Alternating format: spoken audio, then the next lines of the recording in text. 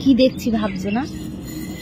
দেখছি যে এই যে আমাদের শিম গাছ কি সুন্দর বেড়ে যাচ্ছে। কালকে জাস্ট মাটিটা হয়েছিল, মাটিটা ভেদ করে জাস্ট সাদাটুকু দেখা যাচ্ছিল, আর আজকে দেখো এই দেখো কতটা লম্বা হয়ে গেছে। দেখো এই দুটো, এইটা আর এই যে কোথায় দেখতে পাচ্ছ, এই যে এটাই বেশি হয়েছে। এখানে দুটো পাতাটাও বেরিয়েছে, এটার এখনো বীজ ছাড়েনি।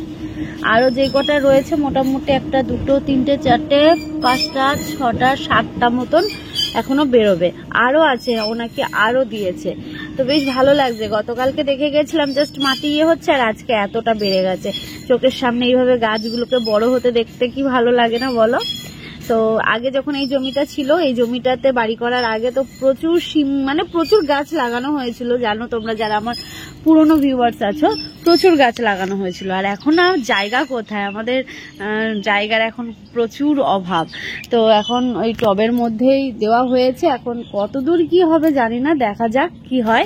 তো গাছগুলো লেগে গেছে, তবে বৃষ্টি ওয়েদার, এই বৃষ্টি ওয়েদারে গাছগুলো আরো ভালো বাড়বে বৃষ্টির জলটা পেলে। ওই সাইডে লাগানো হয়েছে পেঁপে আর হচ্ছে বেগুন গাছ, ওইগুলোও লেগে গেছে।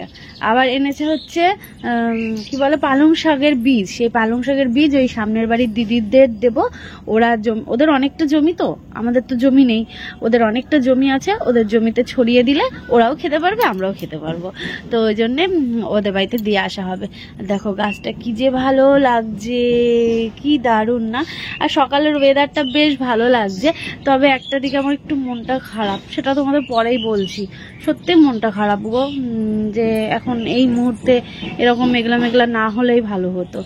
Hello everyone, good morning. আশা করছি সবাই খুব ভালো আছো। নতুন দিন, নতুন সকাল, নতুন একটা ব্লগে তোমাদের সবাইকে অনেক স্বাগত আর অনেক ভালোবাসা জানিয়ে আজকের দিনটা শুরু করছি।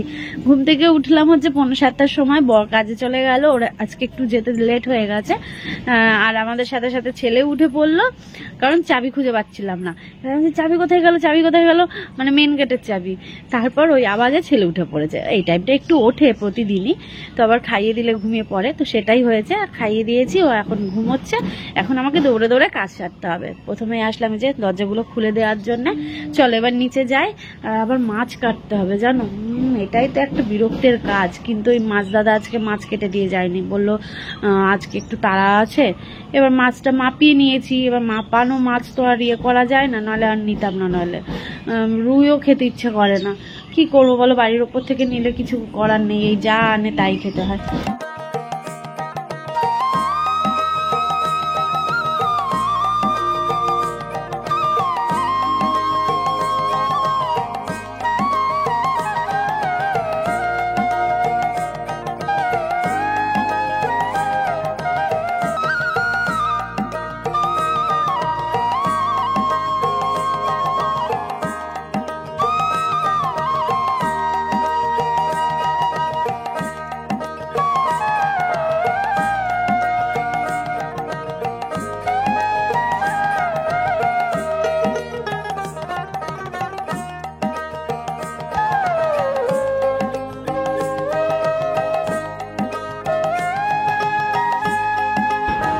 সামনেই একদিন পরেই ছেলের মুখে প্রসাদ।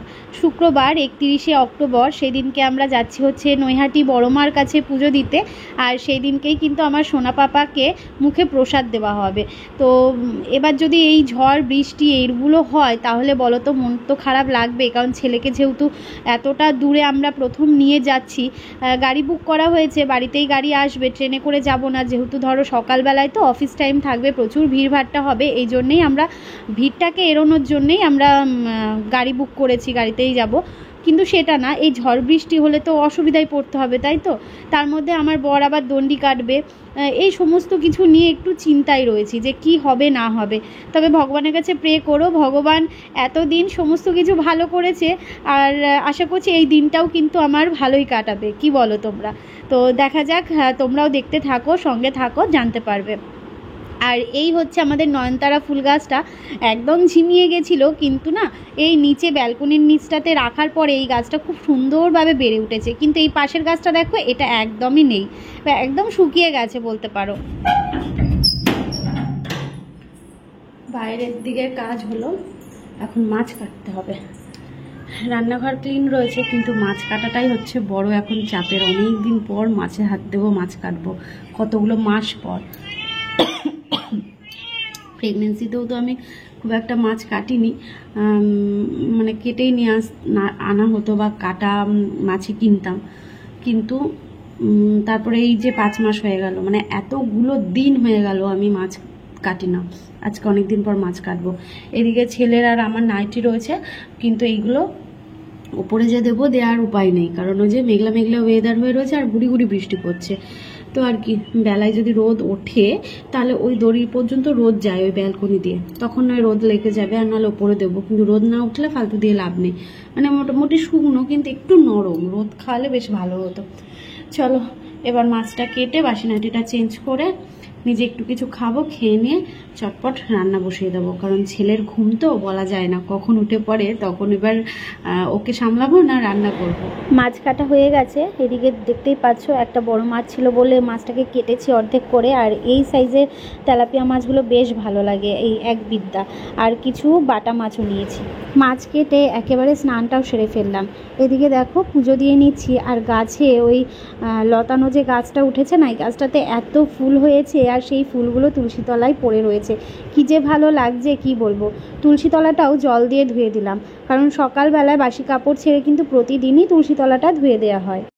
রোদ উঠেছে, তার সাথে হাওয়া দিচ্ছে, ওই জন্য জামা কাপড়গুলো ক্লিপ দিয়ে দিলাম, পড়ে যাবে নাহলে। দেখতে পাচ্ছ হাওয়া দিচ্ছে, ভালোই হাওয়া দিচ্ছে, তার সাথে আবার গুড়ি গুড়ি বৃষ্টি পড়ছে, কিন্তু রোদ উঠেছে। ওই জন্য এদিকে জামা কাপড়গুলো মেলে দিলাম, এদিকে দরজাটা আটকে দিয়েছি। চলো, ফোনে আবার লো ব্যাটারি দেখাচ্ছে, তাহলে আর কি করে ভিডিও শ্যুট করবো তোমাদের সাথে।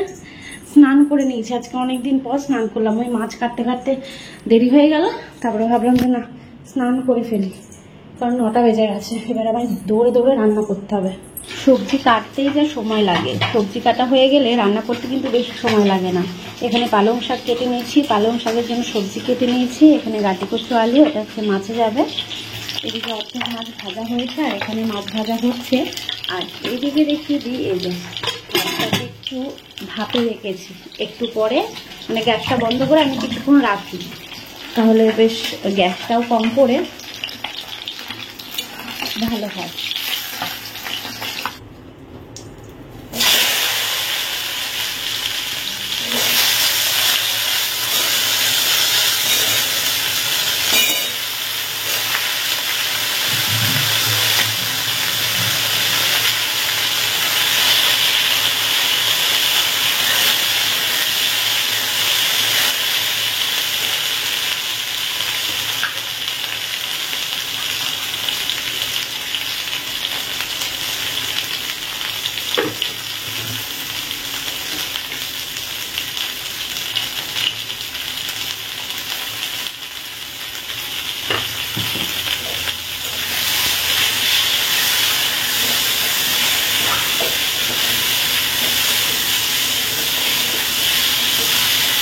দুবার করে কারেন্ট চলে গেল, তাড়াতাড়ি করে ফ্যানটা দিয়ে আসলাম, তারপরে আবার চলে এসেছে। বেশিক্ষণ থাকে না আমাদের এখানে কারেন্ট, খুবই কম, যে অনেকক্ষণ টাইম থাকে। যে যাই হোক ঘুম হচ্ছে, ততক্ষণ আমার এদিকে রান্নাটাও করে ফেলছি।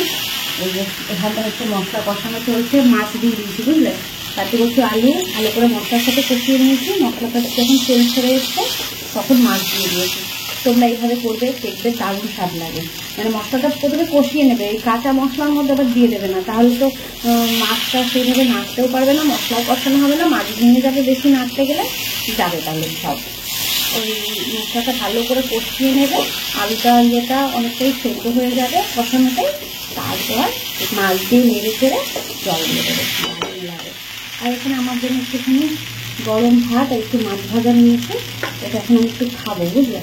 ছেলে ঘুমোচ্ছিল তখন আমি খেয়ে নিই, সকালবেলা শুধু বিস্কুট খেয়েছি, আর কিছু খাইনি, ভালো মাছ ভাজা দিয়ে ভাত খেয়ে নেই। চলো এবার জল দিয়ে দিই, ঝোলটা ফুটতে থাকবে, তখন আমার খাওয়াও হয়ে যাবে। তারপর এই সবজিটা বসিয়ে দেবো, এটা করতে বেশি সময় লাগবে না। এখনকার ইয়ে তো কি বলে, পালং শাক তো একদমই নরম, তাড়াতাড়ি হয়ে যাবে। ছেলেকে যদি এখন না ডেকে তুলতাম তাহলে উঠতো না, আরও মনে হয় 1 ঘন্টা 1 ঘন্টা ঘুমোতো, কিন্তু এতক্ষণ ঘুমোলে দেখো হাই তুলছে, দেখেছো। আমার পাপাও না বড় হয়ে গেছে, আমার পাপা জানে যে আমি যদি ঘুমিয়ে থাকি তাহলে আমার মাম্মাম সুস্থভাবে সমস্ত কাজ সেরে ফেলতে পারবে। আর আমার সব কাজ হয়ে গেছে জানো, তোমার ঘুমোতে ঘুমোতে আমার সব কাজ হয়ে গেছে। ওর বাবা এসছে, জল নিয়ে আসলো, এনে হচ্ছে স্নানে গেছে। এখন ছেলে উঠলো, ছেলেকে এখন একটুখানি সময় দেবো, খাওয়ালাম ওকে অবশ্য, খাইয়ে এখন একটুখানি ওর সাথে সময় দেবো, তারপর স্নান করাবো। কারণ সবে তো ঘুম থেকে উঠলো, ওই জন্য এত তাড়াতাড়ি স্নান করাবো না, অনেকক্ষণ ঘুমিয়েছে আজকে এই বেলাটায়। তাই না বাবা, তাই তো বাবা। ওর বাবাকে খেতে দেবো, তার আগে তোমাদের একটু দেখিয়ে দিই মাছের ঝোলটা দেখতে কেমন হয়েছে অবশ্যই জানিও। দারুণ স্বাদ হয়েছিল জানো তো, এইভাবে করে দেখো। আর এখানে রয়েছে পালং শাকের তরকারি। কে কে ভালোবাসো বলো তো, আজকে কিন্তু প্রথম করলাম তো, খুব ভালো লেগেছে খেতে।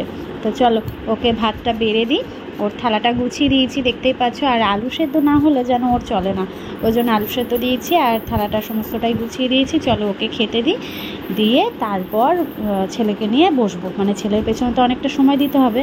এদিকে দেখো খাবার গুছিয়ে দিয়েছি, বাইরে হালকা হালকা বৃষ্টি হলো, এদিকে এখন এই হবে বলো। আমি শুধু টেনশন করছি পরশুদিন যদি এরকম হয়, মানে এরম ওয়েদারটাও ঠিক আছে, যদি বৃষ্টি হয় ওইটাই তো হচ্ছে চিন্তার বিষয়। চলো, মুষলধারে দুপুরবেলা বৃষ্টি শুরু হয়েছে, চারিদিক পুরো সাদায় সাদা হয়ে গেছে। দেখে মনে হচ্ছে কে বলবে এখন 1-2 বাজে, প্রচুর জোরে বৃষ্টি হচ্ছে। কি বলবো, মানে রাস্তাঘাট কত সুন্দর শুকনো খটখটে ছিল, এরকম বৃষ্টি অনেক দিন পর আজকে আবার হলো। জল জমে যাচ্ছে নিচু জায়গাগুলোতে। আর এই বৃষ্টিটা দেখে এত মনটা খারাপ লাগছে, আমি বাইরে দাঁড়িয়ে দাঁড়িয়ে শুধু ভাবছি। ছেলে তো ওদিকে ঘুমিয়ে পড়েছে, ছেলেকে ঘুম পাড়িয়ে দিয়ে বাইরে আসলাম। ভালো লাগছে না, মনটা খারাপ লাগছে ওই একটা কারণের জন্য। দেখবে মানে কোনো কিছু মন থেকে ভাবলে আনন্দ করলে তারপর যদি এরকম কিছু হয় সত্যি খুব কষ্ট লাগে। তবে দেখা যাক, মাঝখানে তো একটা দিন আছে, তারপরের দিনটা আমরা যাবো মানে বৃহস্পতিবার। তো আজকে আমি ব্লগটা এডিট করছি, আজকেও কিন্তু ভালোই বৃষ্টি হয়েছে, মানে বৃহস্পতিবারের কথা বলছি। তোমরা বুধবারের ব্লগ দেখছো, বৃহস্পতিবারেও দুপুরবেলায় মুষলধারে বৃষ্টি হয়েছে। সন্ধ্যেবেলায় আমার জন্য নিয়ে এলাম মুসলি, আর এদিকে আমার ছেলেকে খাইয়ে দিয়েছি, ছেলে এখন ঘুমাবে।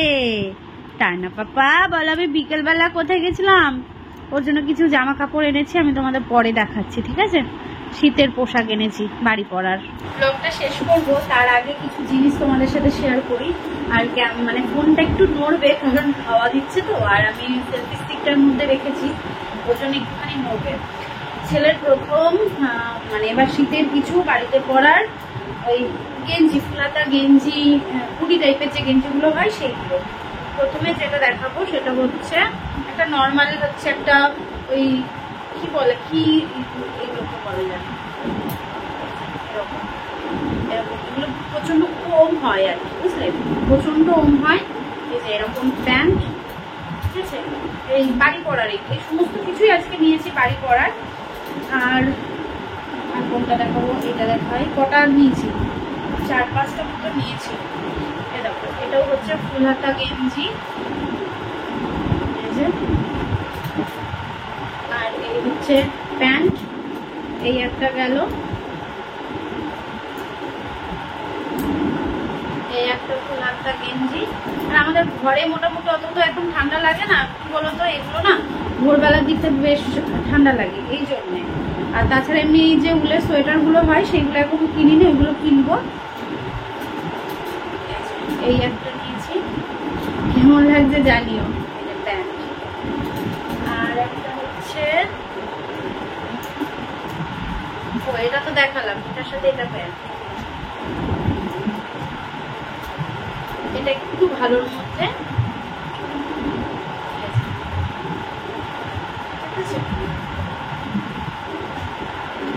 আর লাস্ট একটা যেটা রয়েছে এগুলোকে যেন কি বলে, এরকম এই জিনিসটা নিয়েছি, জানি না হবে কি না, এই যে সাইডে হবে কি না, আমার ওটা একটু টেনশন লাগে, মনে হচ্ছে টাইট হবে এটা, মানে এটা হচ্ছে এম সাইজ নিয়েছি, ও এম সাইজ গুলো হয়, কিন্তু এই এম সাইজটা আমার মনে হয় না হবে, এটা মনে হয় চেঞ্জ করতে হবে।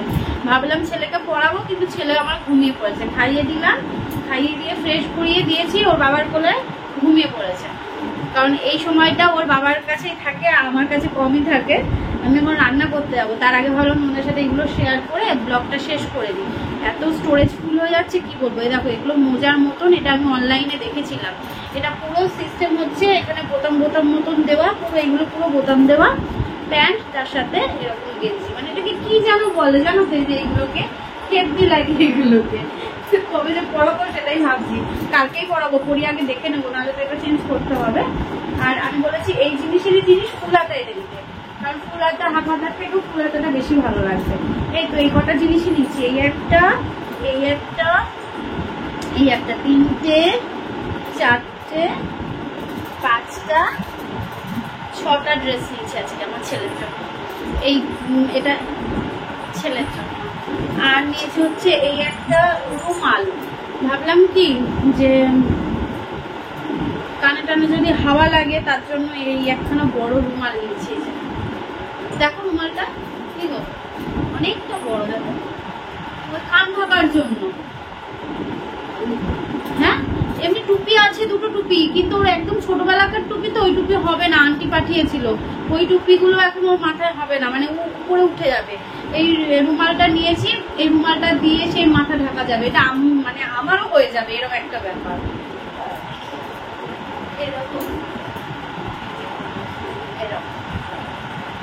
কান ঢাকার জন্য, কারণ আমরা হচ্ছে বড়মার কাছে যাচ্ছি ছেলের মুখে প্রসাদ দেওয়ার জন্য। তো বাইক না সরি গাড়ি করে যাবো, তো এবার যদি হাওয়া লাগে ওই জন্য ভাবলাম যে না এটা দিয়ে নেওয়াটাই ভালো হবে, কারণ এই জার্নিগুলো ওর কাছে প্রথম, তো আরও একদমই ছোট, এখন সিজন চেঞ্জ হচ্ছে, তাই নিজেদের সেফটি নিজের কাছে রাখাই ভালো। তো যাই হোক, জানিও তো এটা দিলে ভালো লাগবে নাকি অন্য কিছু সাজেশন দিও আমাকে একটুখানি। আর অবশ্য সময় নেই, তোমরা যেদিন এই ব্লগটা দেখবে তারপরের দিন আমরা বেরিয়ে যাবো, কেনাকাটারও আর সময় থাকবে না। যাই হোক আপাতত এটা চলুক সেই দিনটার জন্য, কারণ আমরা যাচ্ছি হচ্ছে পরশু দিন, মানে বৃহস্পতিবার, সরি শুক্রবার, কালকে তো বৃহস্পতিবার, শুক্রবার যাচ্ছি বড়মার কাছে। 9টার দিকে আসবে আমাদের বাড়িতে গাড়ি, যেই গাড়ি করে আমার সোনা বাবাকে নিয়ে এসেছিলাম সেই গাড়ি করেই আমরা যাব হচ্ছে বড়মার কাছে পুজো দিতে। আমার খুব ইচ্ছে ছিল যে বড়মার কাছ থেকেই মুখে প্রসাদ দেওয়াবো, আর তার সাথে হচ্ছে প্রথম ও কোথাও যাওয়া মানে বড়মার কাছেই যাবে। যাই হোক যতক্ষণ না যাচ্ছি ততক্ষণ টেনশন কাজ করছে। চলো আজকের মতো ব্লগটা এন্ড করছি, কেমন? ভালো থেকো সবাই, সুস্থ থেকো। আগামীকাল আসছি নতুন একটা ব্লগের সাথে, সবাইকে জানাই শুভরাত্রি, টাটা।